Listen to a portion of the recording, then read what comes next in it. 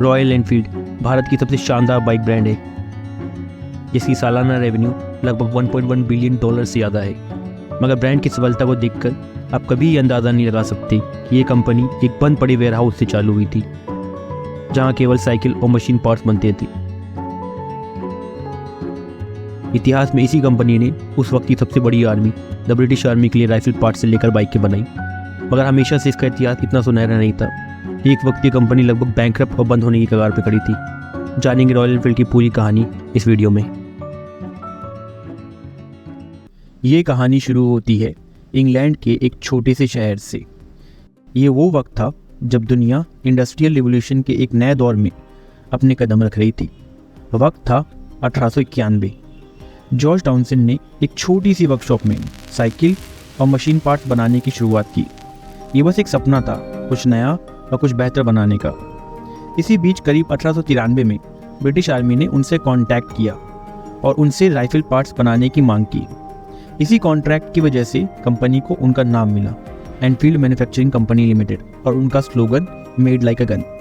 ये slogan made like a gun उनके बेहद रियलाइबल और ड्यूरेबल स्टैंडर्ड के सामान डिलीवर करने की वजह से मिला था। तब शायद किसी ने सोचा नहीं था, मगर ये स्लोगन एक लेगेसी बनने वाला था।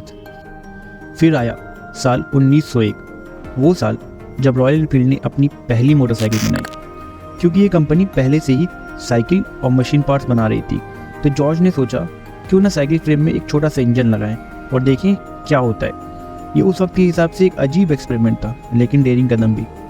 हालांकि इससे करीब 16 साल पहले ही German engineers Gottlieb and Wilhelm ने पहले ही मोटरसाइकिल बना ली थी, मगर उस वक्त के हिसाब से ये सच में एक बेहद ज़रूरी कदम था। रॉयल एनफील्ड ने अपनी पहली मोटरसाइकिल का नाम royal Enfield 1.5 horse power bicycle रखा, और इस नए मशीन के साथ रॉयल एनफील्ड ने मोटरसाइकिल की दुनिया में अपना पहला कदम रखा। लोगों ने पहली बार इस नए इन्वेंशन को देखा और उन्हें एक शॉक लगा। ये स्पीड और पावर का कॉम्बिनेशन एक नई दुनिया का रास्ता खोल रहा था। ये बस शुरुआत थी, लेकिन रॉयल एनफील्ड अब सफ़र पर निकल चुका था।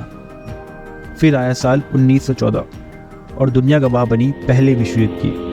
ब्रिटिश आर्मी ने फिर से रॉयल एनफील्ड को एक नई जिम्मेदारी दी, एक ऐसी बाइक बनाने की जो जंग की मुश्किल स्थिति को सह सके। रॉयल एनफील्ड ने द फ्लाइंग फ्ली लॉन्च की, एक 350 सीसी बाइक जो हर इलाके को पार कर सकती थी। युद्ध के मैदान, बर्फ, दलदल और गोलियों के बीच ये बाइक आर्मी की एक पहचान बन गई थी। रॉयल एनफील्ड की हर बाइक के साथ एक वादा था, made like a gun. War ने इस बाइक की ड्यूरेबिलिटी और स्ट्रेंथ को दुनिया के सामने ला रखा।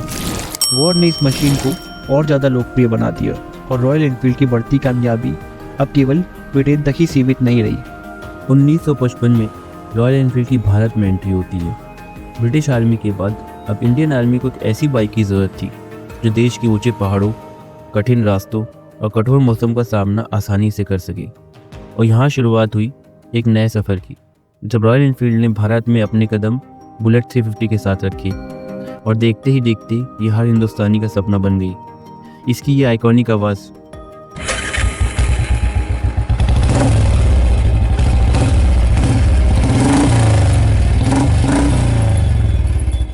भारत की हर शहरों और गांव में सुनाई देने लगी। अब ये एक राइड नहीं रह गई थी, बल्कि हिंदुस्तान का दिल और आर्मी का अभिमान बन गई थी।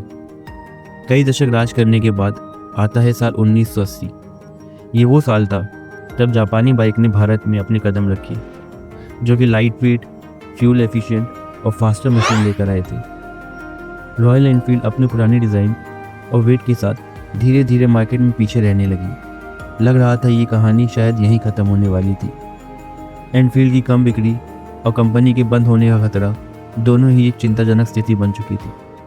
साल 2000 आते आते सबको लगने लगा कि अब ये कंपनी बंद हो जाएगी, सिवाय एक आदमी की। उसको अब भी इस कंपनी पर उतना ही यकीन था जितना कभी 1950 के दशक में बाकी सबको था। और ये आदमी आइकर्स मोटर्स के नए CEO सिद्धार्थ लाल थे।